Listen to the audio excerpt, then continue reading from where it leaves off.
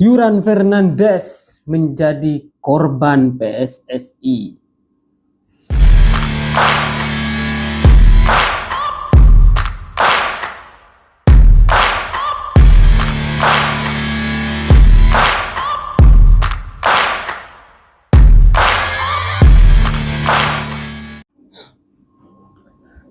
Yuran Fernandes menjadi korban PSSI. Bisa dikatakan begitu menurut saya. Kenapa? Berdasarkan keputusan yang sudah dijatuhkan kepada Yuran Fernandes oleh Komdis PSSI, di mana yang pertama adalah dilarang bermain selama 1 tahun, 1 tahun atau 12 bulan. Yang kedua, masih kena denda 25 juta. Yang ketiga, jika terjadi hal yang serupa, akan dikenakan hukuman yang lebih berat.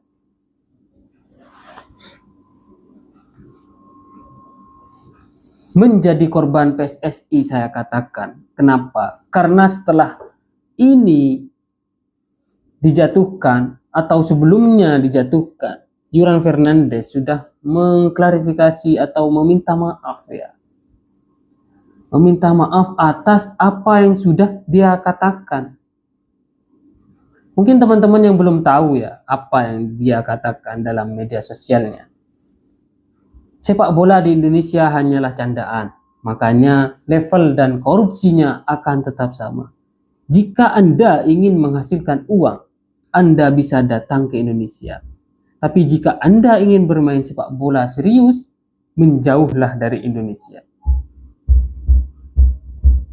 Banyak respon dari warganet hingga ketum PSSI yang sekarang Pak Erick Thohir.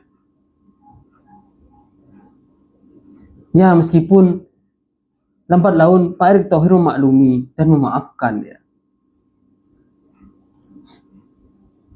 Setelah Yuran Fernandes ini mengklarifikasi atau melakukan permintaan maaf. Ia mengatakan, para pecinta sepak bola Indonesia, saya ingin memberikan klarifikasi terkait unggahan saya di Instagram pada tanggal 3 Mei tahun 2025. Pernyataan yang saya sampaikan tersebut sepenuhnya ditujukan dalam konteks sepak bola. Ungkapan tersebut sama sekali tidak dimaksudkan untuk menyinggung Indonesia sebagai sebuah negara. Pernyataan tersebut merupakan luapan emosional. Tepat setelah pertandingan yang penuh dengan tekanan dan drama, saya yakin mereka yang menonton pertandingan tersebut paham betul mengapa saya begitu emosional.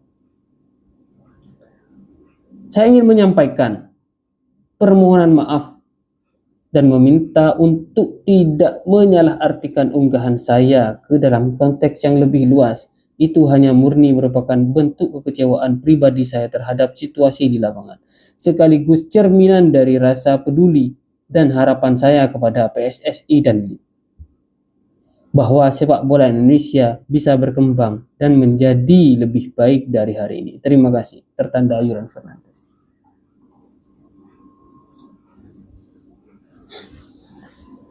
Itulah permintaan maaf dari Yuran Fernandes. Saya katakan Yuran Fernandes adalah korban dari PSSI. Kenapa? Karena ada ketimpangan kebijakan yang sama sekali tidak diungkit oleh PSSI, yang jelas-jelas mengatakan bahwa liga di Indonesia ini terselubung dengan mafia. Katakan saja namanya Andre Rosiade. Ia juga memposting dengan cuitan, saya percaya Pak Erick Thohir mampu dan bisa melenyapkan mafia sepak bola Indonesia. Secara langsung dia menyebutkan mafia sepak bola di Indonesia. Mafia sepak bola di Indonesia berarti Pak Andre ini sudah jelas-jelas mengatakan bahwa sepak bola Indonesia itu banyak mafianya. Untuk itu mari dimulai dengan menyingkirkan 2 orang yang diduga operator mafia. Nah, tambah lagi dia menyebutkan inisial ya.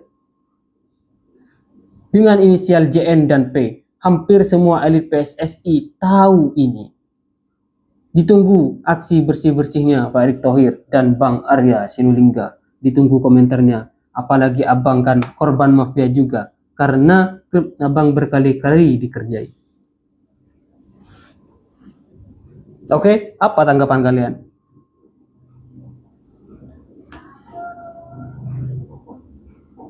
Pak Andre bebas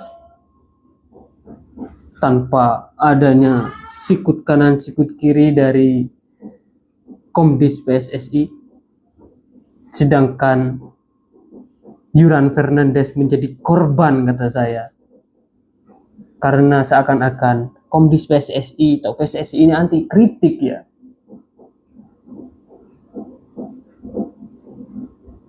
Buat yang belum tahu siapa aja Komdis PSSI. Komite Disiplin, susunan Komite Disiplin PSSI periode 2023 sampai dengan 2027.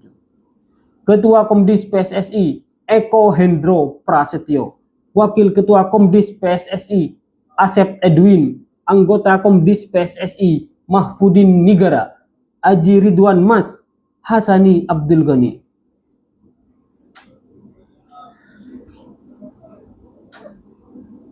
Tidak jauh beda dengan Komdis periode sebelumnya ya. Seakan-akan ini hanya atur atas bawah ya, ketua, wakil, anggota nanti pada waktunya akan menjadi ketua pada masanya. Contohnya Eko Hendro dan Aji Ridwan sebelumnya menjabat sebagai anggota Komdis. Sementara itu Asep Edwin juga pernah menjabat sebagai ketua Komdis pada tahun 2017 sampai 2019. Ada juga Hasan Abdul Ghani. Ya, semoga keputusan Komdis bisa adil dan baik ya ke depannya ya. Tidak seperti ini yang seakan-akan masih tebang pilih ya.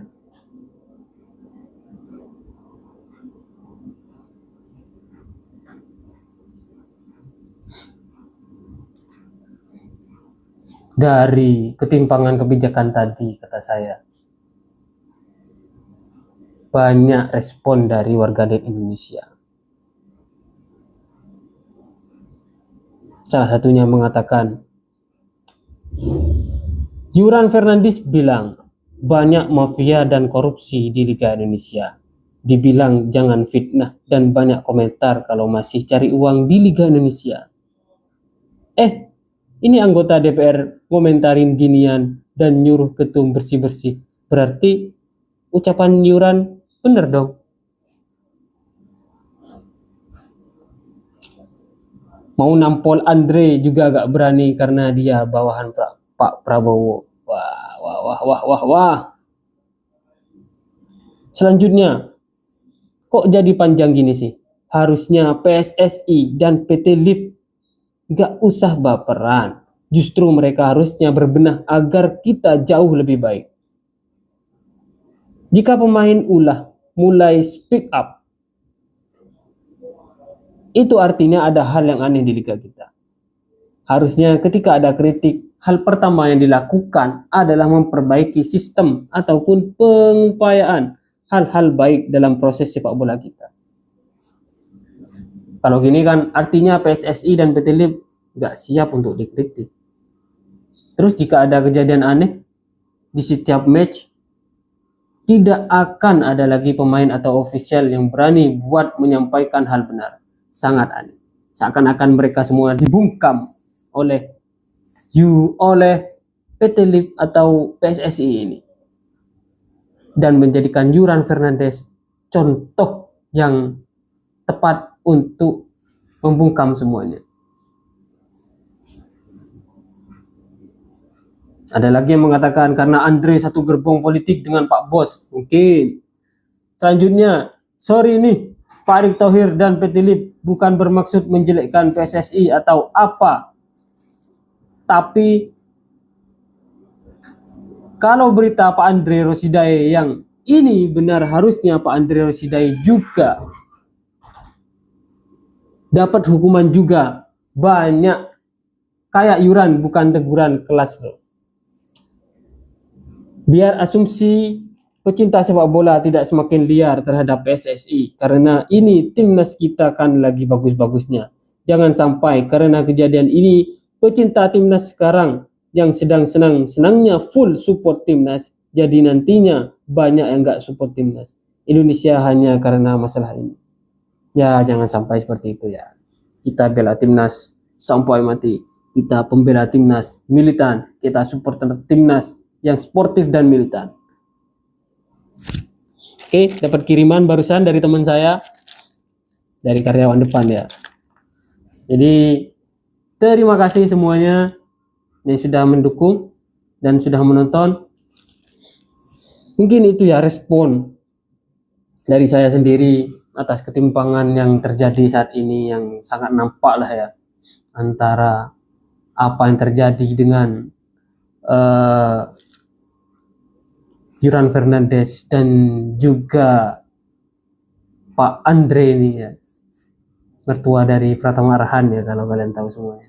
Mungkin itu saja. Terima kasih. Assalamualaikum warahmatullahi wabarakatuh.